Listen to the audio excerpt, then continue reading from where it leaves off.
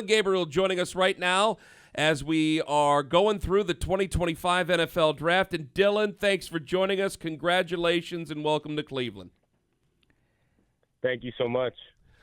Dillon, for you, when did you know that you were going to be a Cleveland Brown, or when did you have a thought that maybe it could be Cleveland this year? Honestly, had a pretty good clue early, but as you know, it ain't over till it is. And for me, I think just the time built up and, the constant conversations, naturally you build that relationship, and just had a really good feeling about it. Dillon, what about your meetings with the Cleveland Browns gave you that impression? What was it that they liked about your game, and then how you will fit in this offense that Kevin Stefanski likes to run?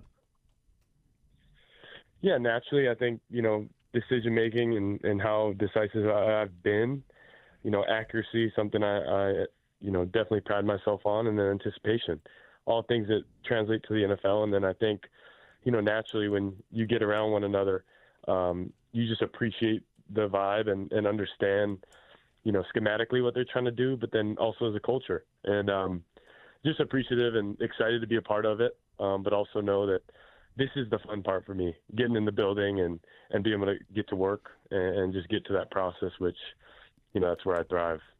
Dillon, you could have come out last year. You went to Oregon. You guys had a great run there, certainly, with the Ducks. But now you got 64 career starts. And that's kind of the thing these days, whether it was Bo Nix, the guy that you followed at Oregon, or whomever. It's all about the starts. What did 64 starts and 3 stops, UCF, Oklahoma, and then Eugene last year, do to get you ready for the next level? Yeah, I think a lot, and for one, I've failed, but I've had a bunch of success as well. And I think, you look at my journey, I've responded to failure. I've had the highs of highs, in winning. And most importantly, I just think, you mature throughout that journey. And I was able to grow throughout my personal journey. And then, of course, schematically, when you're around a bunch of great coaches that challenge people offensively, and then you put your little twist on it, it has shown over the past 6 years. And for me, I'm very proud of it. I'm confident and know my strengths and who I am as a person. And that allows me to just be myself, and that's what I've been through this process. Hey, I love your answer there, and I love the honesty. I'd love if you could dig a little deeper there, because you recovered from injuries as well. It wasn't just, as you said, failure. You came back from a serious injury. There are a lot of evaluators that say the way that I know a guy can succeed at the next level is that he has faced adversity, and that it is most important at the quarterback position. Do you buy that? Yeah, for me, I mean, I think it's hard to emulate and get real reps unless you're doing it. And I was thrown into the fire at a young age. In high school, I started on varsity as a freshman, started all the way to my senior year, did the same in college. And naturally, more than just football and X's and O's and getting in that moment and learning how to become a winner, I think it also has a piece to it as being a leader, and be able to create impact and make others around you better. And I've learned that through this process, and I've learned that I got to be able to do that. And I take pride in it. It's very natural to me. It's something that I've done all my life, and I enjoy it. And I think when you love that side of it, the process side of it, naturally results follow.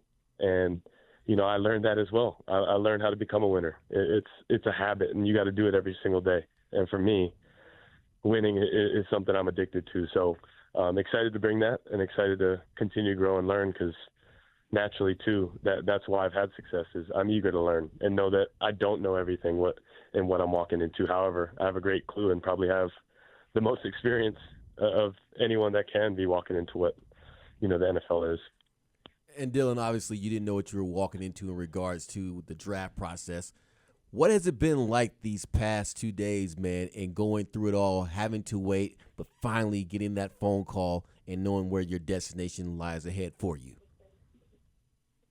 Yeah, it's a great challenge. I think through, the unknown and uncertainty, I've grown the most. and I've gotten comfortable with it. And I think it's such a unique way.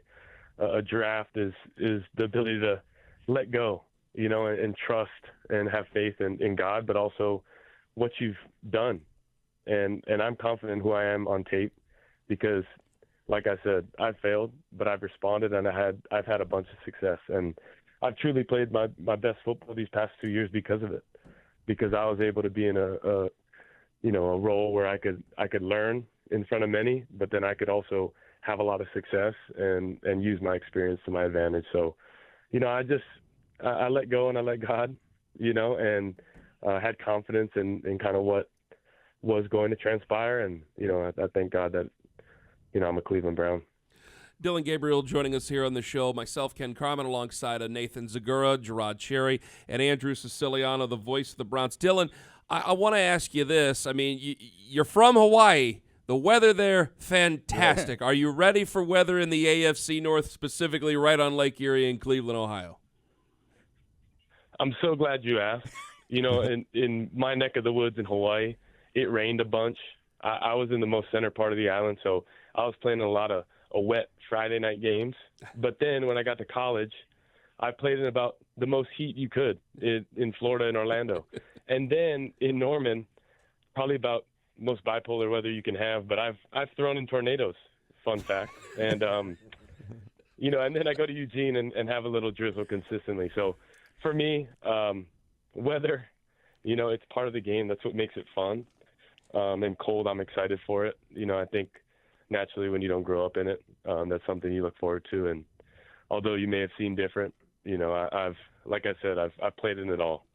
I will tell you, Dillon, the Browns are actively working on trying to get a dome built here. So perhaps it's going to be a couple years, though. Perhaps in a few years you'll be playing indoors here. I want to talk about for a second, going to Oregon, wearing number 8, and I know that you grew up obviously a big fan of Marcus Mariota, now a mentor for you. You both wore number 8 at Oregon. You're now in the NFL.